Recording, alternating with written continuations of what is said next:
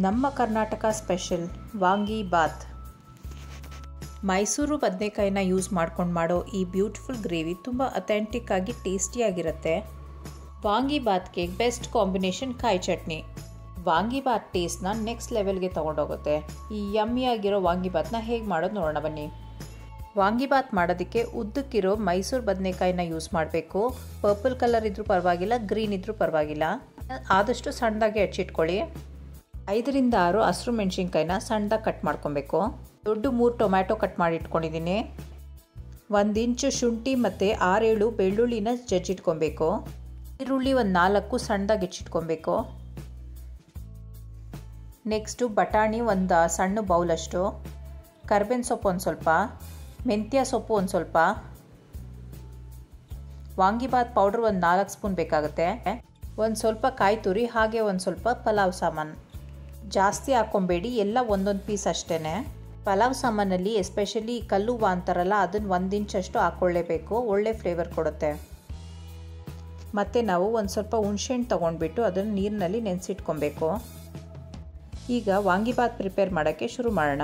ಒಂದು ಬಾಣಲಿನಲ್ಲಿ ಎಣ್ಣೆ ಹಾಕ್ಕೊಂಡು ಕಾಯ್ದಾದ್ಮೇಲೆ ಅದಕ್ಕೆ ಸಾಸಿವೆ, ಪಲಾವ್ ಸಾಮಾನು, ಜಜ್ಜಿಟ್ಕೊಂಡಿರೋವಂಥ ಬೆಳ್ಳುಳ್ಳಿ, ಶುಂಠಿ, ಹಸಿರು ಮೆಣಸಿನ್ಕಾಯಿ, ಕರ್ಬೇವಿನ ಸೊಪ್ಪು ಇಷ್ಟು ಐಟಮ್ನು ಹಾಕ್ಕೊಂಡು ಚೆನ್ನಾಗಿ ಫ್ರೈ ಮಾಡ್ಕೊಳ್ಳಿ.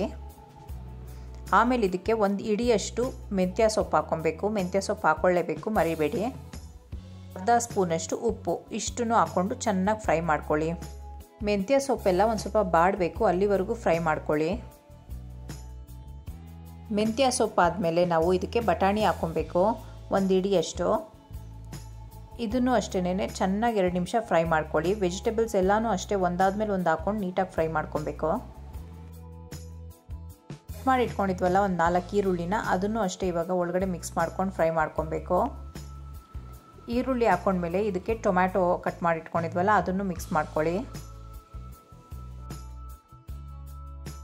ಈಗ ಈರುಳ್ಳಿ ಮತ್ತು ಟೊಮ್ಯಾಟೊನು 1-2 ನಿಮಿಷ ಚೆನ್ನಾಗಿ ಫ್ರೈ ಮಾಡ್ಕೊಬೇಕು.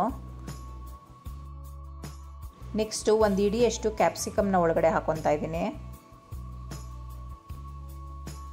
ಈಗ ಎಲ್ಲ ತರಕಾರಿನೂ ಒಂದು ಸ್ವಲ್ಪ ಚೆನ್ನಾಗಿ ಮಿಕ್ಸ್ ಮಾಡಿಬಿಟ್ಟು ಒಂದು ಅರ್ಧ ಸ್ಪೂನ್ ಉಪ್ಪು ಹಾಕ್ಕೊಂಡು ಮಿಕ್ಸ್ ಮಾಡಿ, ಆಮೇಲೆ ಇದಕ್ಕೊಂದು ಕ್ಯಾಪ್ ಮುಚ್ಚಿಬಿಟ್ಟು ಬಿಟ್ಬಿಡಿ. ಒಂದು 5 ನಿಮಿಷ ಎಲ್ಲ ತರಕಾರಿನೂ ನೀಟಾಗಿ ಬೇಯಬೇಕು. ಒಂದು 5 ನಿಮಿಷ ಆದಮೇಲೆ ತರಕಾರಿ ಎಲ್ಲ ಚೆನ್ನಾಗಿ ಬೆಂದಿದೆ. ಇವಾಗ ಒಂದು ಸ್ವಲ್ಪ ಎಕ್ಸ್ಟ್ರಾ ಎಣ್ಣೆ ಹಾಕ್ಕೊತಾ ಇದ್ದೀನಿ, ಸ್ವಲ್ಪ ಕಮ್ಮಿ ಇತ್ತು ಅನಿಸ್ತು. ಹಾಗೆ ಕಟ್ ಮಾಡಿ ಇಟ್ಕೊಂಡಿದ್ವಲ್ಲ ಬದನೆಕಾಯಿ, ಅದನ್ನೆಲ್ಲ ಒಳಗಡೆ ಹಾಕ್ಕೊಳ್ಳಿ. ಇದನ್ನು ಒಂದು ಸ್ವಲ್ಪ ಚೆನ್ನಾಗಿ ಮಿಕ್ಸ್ ಮಾಡ್ಕೊಳ್ಳಿ ಎಲ್ಲ ತರಕಾರಿಗಳ ಜೊತೆ. ಮತ್ತು ತಿರ್ಗಾ 1-2 ನಿಮಿಷ ಲಿಡ್ನ ಮುಚ್ಚಿಡಿ, ಯಾಕಂದರೆ ಬದನೆಕಾಯಿ ಎಲ್ಲ ಒಂದು ಸ್ವಲ್ಪ ಸಾಫ್ಟ್ ಆಗಲಿ. ಬದನೆಕಾಯಿ ಎಲ್ಲ ಒಂದು 20% ಸಾಫ್ಟ್ ಆಗಿದೆ ಅಂತ ಅಂದಮೇಲೆ ಇದಕ್ಕೆ ನಾವು ಹುಣಸೆ ಹುಳಿನ ಹಾಕ್ಕೊಬೇಕಾಗತ್ತೆ. ಬದನೆಕಾಯಿ ಒಂದು 20% ಬೆಂದಮೇಲೆ ಅದಕ್ಕೆ ನಾವು ಹುಣಸೆ ಹುಳಿನ ಹಾಕ್ಕೊಂಡ್ಬಿಡ್ಬೇಕು, ಯಾಕಂದರೆ ಅದು ಚೆನ್ನಾಗೆ ಉಪ್ಪು ಖಾರ ಹುಳಿನೆಲ್ಲ ಅಬ್ಸಾರ್ಬ್ ಮಾಡುತ್ತೆ. ಹುಳಿ ಉಪ್ಪು ಖಾರನೆಲ್ಲ ಬದನೆಕಾಯಿ ಎಳ್ಕೊಳ್ಳೋದ್ರಿಂದ ಬದನೆಕಾಯಿ ರುಚಿಯಾಗಿರುತ್ತೆ ತಿನ್ನೋದಕ್ಕೆ. ಒಂದು 60% ಬದನೆಕಾಯಿ ಬೆಂದಿದೆ ಅನಿಸಿದ್ಮೇಲೆ ಇದಕ್ಕೆ ನೀವು ವಾಂಗಿಬಾತ್ ಪೌಡರ್ನ ಹಾಕ್ಕೊಬೇಕು. ಒಂದು 3 ಸ್ಪೂನಷ್ಟು ವಾಂಗಿಬಾತ್ ಪೌಡರ್ನ ಹಾಕ್ಕೊಳ್ಳಿ. ಬೇಕು ಅಂತ ಅಂದರೆ ತಿರ್ಗಾ ಒಂದು ಸ್ವಲ್ಪ ಆಮೇಲೆ ಹಾಕ್ಕೊಬೋದು. ನಾನಿಲ್ಲಿ MTR ವಾಂಗಿಬಾತ್ ಪೌಡರ್ನ ಯೂಸ್ ಮಾಡ್ತಾಯಿದ್ದೀನಿ. ಫಸ್ಟ್ ಒಂದು 3 ಸ್ಪೂನ್ಸ್ ಹಾಕ್ಕೊತಾ ಇದ್ದೀನಿ. ಅದನ್ನು ಚೆನ್ನಾಗಿ ಮಿಕ್ಸ್ ಮಾಡಿ ನೋಡಿ. ಇನ್ನೂ ಬೇಕು ಅಂತ ಅನಿಸಿದ್ರೆ ಆಮೇಲೆ ತಿರ್ಗಾ ಇನ್ನೊಂದು ಸ್ವಲ್ಪ ಪೌಡ್ರನ್ನ ಹಾಕ್ಕೊಬೋದು. ಮತ್ತು ರುಚಿಗೆ ತಕ್ಕನಂಗೆ ಇನ್ನೊಂದು ಸ್ವಲ್ಪ ಹುಣಸೆ ಹುಳಿನ ಹಾಕ್ಕೊತಾ ಇದ್ದೀನಿ. ಲಾಸ್ಟಲ್ಲಿ ಒಂದು ಸ್ವಲ್ಪ ಹುಣಸೆ ಹುಳಿ ಹಾಕ್ಕೊಳ್ಳೋದ್ರಿಂದ ಅದೊಂದು ಸ್ವಲ್ಪ ಕನ್ಸಿಸ್ಟೆನ್ಸಿನೂ ಬರುತ್ತೆ ಮತ್ತು ಮಸಾಲಾನೂ ಚೆನ್ನಾಗೇ ಬೇಯುತ್ತೆ. 1 ಸ್ಪೂನ್ ತುಪ್ಪ ಹಾಕ್ಕೊಳ್ಳಿ, ಹಾಗೆ ಒಂದು ಸ್ವಲ್ಪ ಎಣ್ಣೆ ಹಾಕ್ಕೊಳ್ಳಿ ಅಗತ್ಯ ಇದ್ದರೆ. ಈಗ ಮಸಾಲ ಎಲ್ಲ ಒಂದು ಸ್ವಲ್ಪ ಬೇಯಲಿ ಅಂತ 1-2 ನಿಮಿಷ ಮುಚ್ಚಿಟ್ಟಿದ್ದೀನಿ. ಲಾಸ್ಟಲ್ಲಿ ಒಂದು ಸ್ವಲ್ಪ ಕಾಯಿ ತುರಿ ಹಾಕ್ಕೊಂಡ್ಬಿಟ್ಟು ಇದನ್ನು ಚೆನ್ನಾಗಿ ಫ್ರೈ ಮಾಡ್ಕೊಳ್ಳಿ. ಒಂದು 2-3 ನಿಮಿಷ ಕಾಯಿನೂ ಬೆಂದಾದಮೇಲೆ ವಾಂಗಿಬಾತ್ ಗ್ರೇವಿ ರೆಡಿ ಇರುತ್ತೆ. ತುಂಬ ರುಚಿಯಾಗಿರೋ ಈ ವಾಂಗಿಬಾತ್ ಗ್ರೇವಿನ ಹೇಗೆ ಮಾಡೋದು ಅಂತ ತೋರಿಸ್ಕೊಟ್ಟಿದ್ದೀನಿ.